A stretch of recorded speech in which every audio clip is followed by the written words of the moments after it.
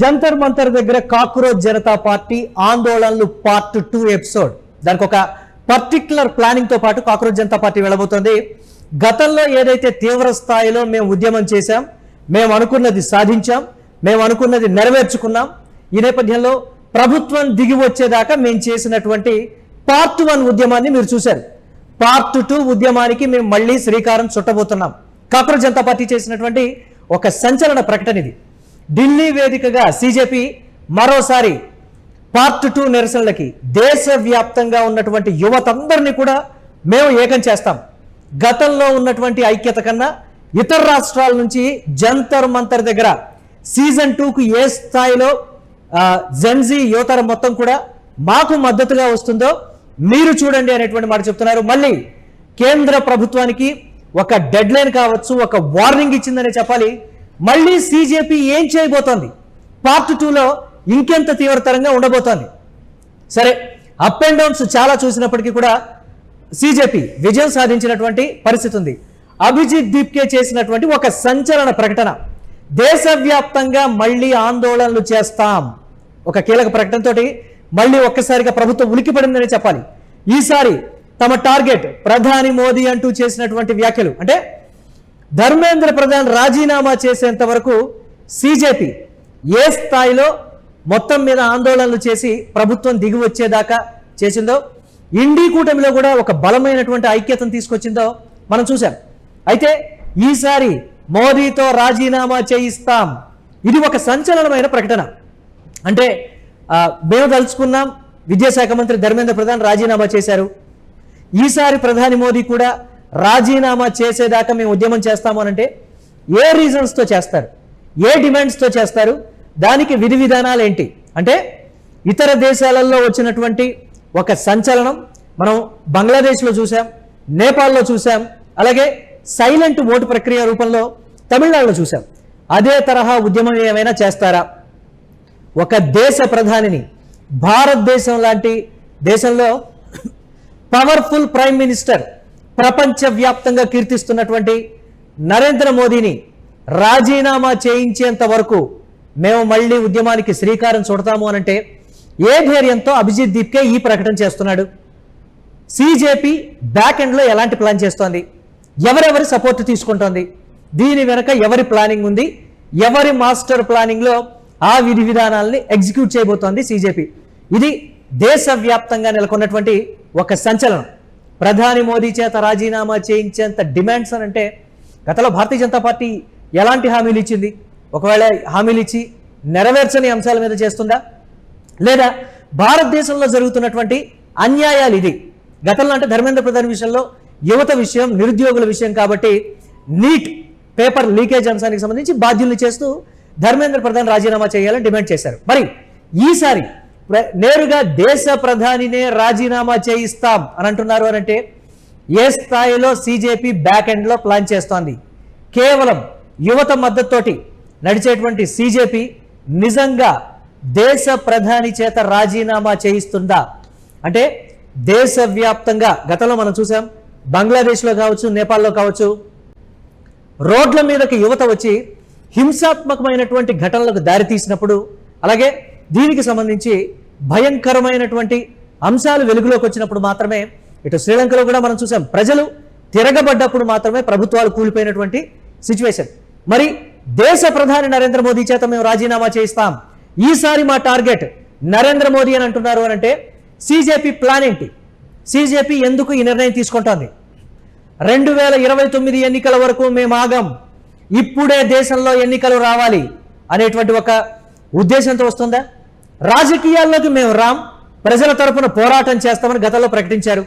మరి ప్రధాని మోదీ చేత రాజీనామా చేయించిన తర్వాత సిజేపీ నెక్స్ట్ స్టెప్ ఏంటి?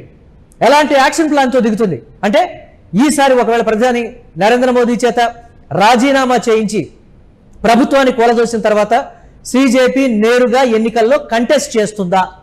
రకరకాలైనటువంటి అనుమానాలు అయితే వ్యక్తమవుతున్నాయి. దీనికి సంబంధించి ఒకసారి ఆ డీటెయిల్స్ చూద్దాం. बहुत सारे लोग इंस्टाग्राम पर कमेंट कर रहे थे कि सीजन 2 कब आने वाला है जंतर मंतर। इन लोगों को मैं कहना चाहता हूँ जंतर मंतर का सीजन 2 बहुत ही जल्द शुरू होने जा रहा है। बहुत सारे लोग इंस्टाग्राम पर कमेंट।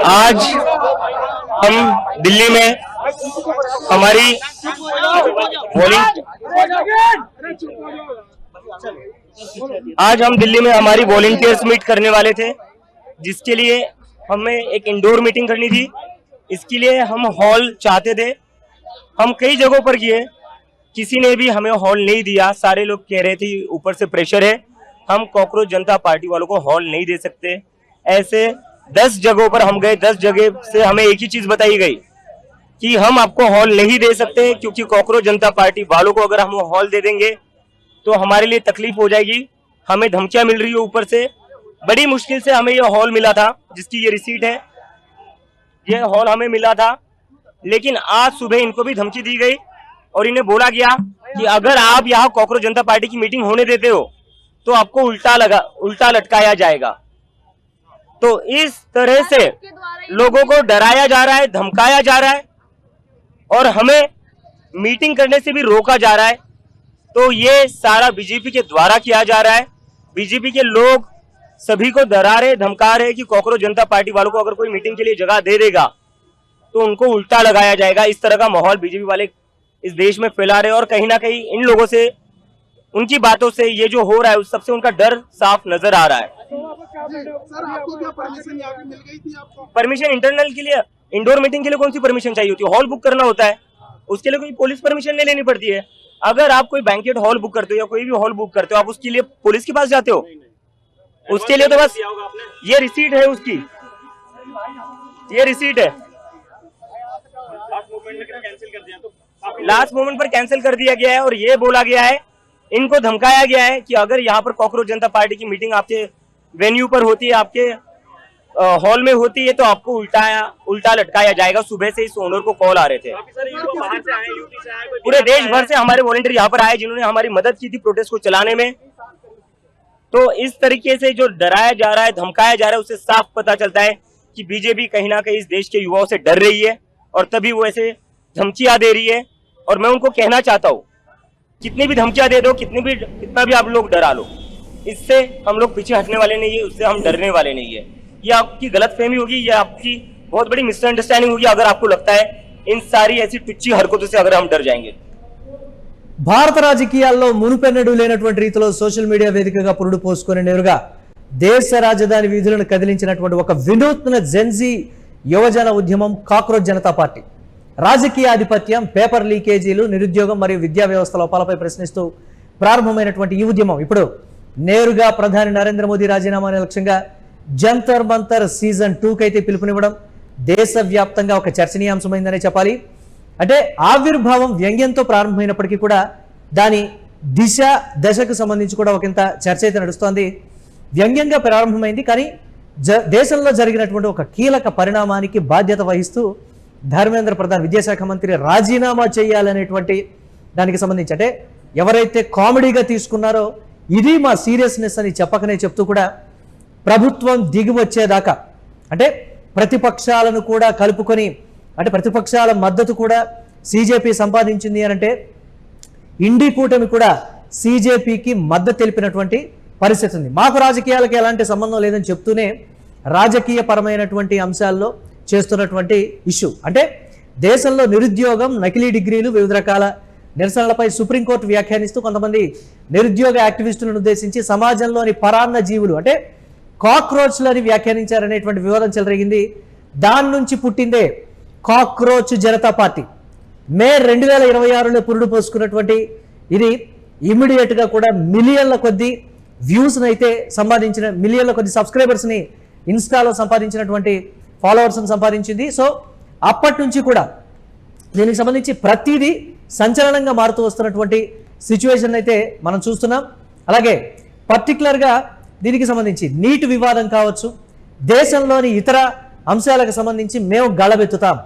ప్రభుత్వం ఏదైతే చెప్పిందో దానికి సంబంధించి యువతని, అంటే యువత నెరవేర్చకపోతే మాత్రం యువతకి మేము డెఫినెట్గా రాబోయే రోజుల్లో మేము ఏం చేస్తామో చేసి చూపిస్తామని కామెంట్ చేశారు.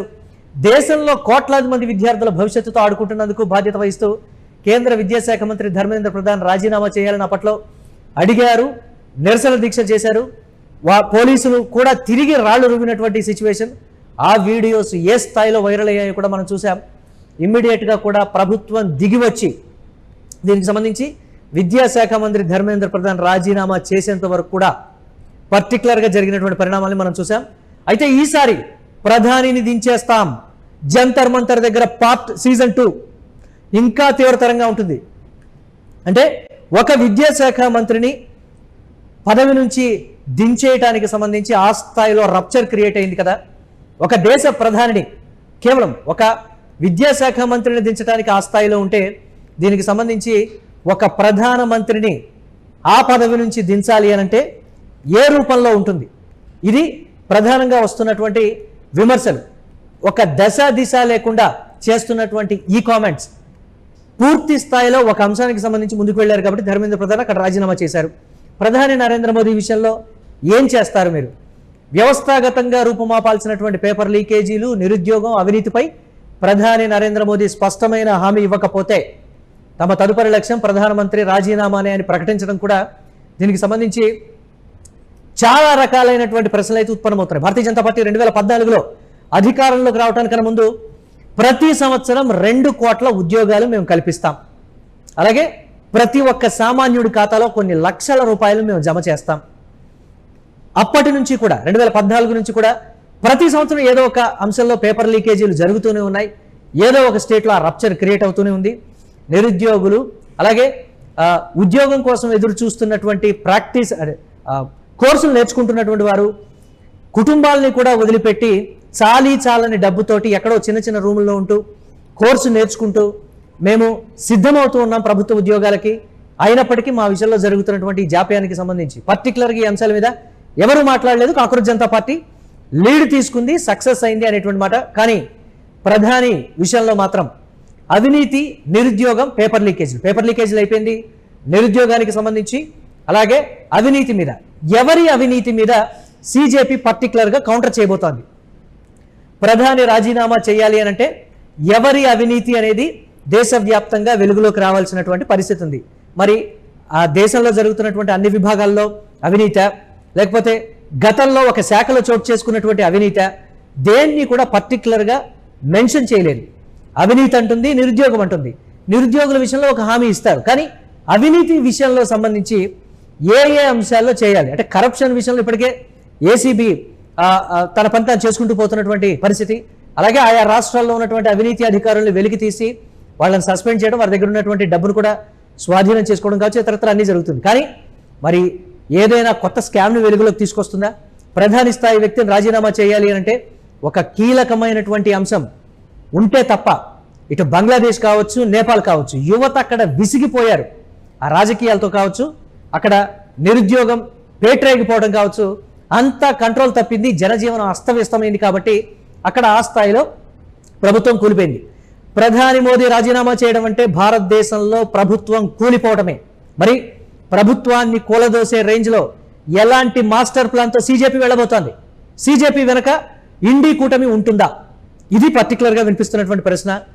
మాట అయితే ఈజీగానే సార్, జంతర్ మంతర్ దగ్గర 2.0 సీజన్ 2 ఎలా ఉంటుందో మీరు చూస్తారు. సీజన్ 1 ఆ విధంగా ఉంది, సీజన్ 2 ఈసారి భయంకరంగా ఉంటుంది. ప్రధాని నరేంద్ర మోదీ రాజీనామా మా లక్ష్యం అన్నారు అని అంటే సీజేపీ ఎలాంటి ప్లానింగ్తో వెళ్తుంది? మరి ఆ ప్లానింగ్తో వెళ్ళబోయే ముందు దేశ ప్రజల్ని ఆ ఉద్యమానికి మద్దతు ఇవ్వడానికి ఎలా కన్విన్స్ చేస్తుంది సీజేపీ?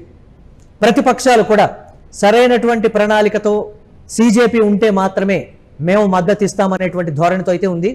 ఒకసారి రోడ్డు మీదకి వచ్చారు కదా, మేము సాధించాం కదా అని రెండోసారి కూడా అదేవిధంగా రోడ్డు మీదకి వచ్చి సాధిస్తాము అని అంటే అది ప్రస్తుతం ఉన్న సిచ్యువేషన్లో కుదరదు అనేటువంటి మాట అయితే వ్యక్తమవుతుంది. చూడాలి మరి జంతర్ మంతర్ దగ్గర సీజన్ 2 ఏ స్థాయిలో ఉండబోతుంది అనేది.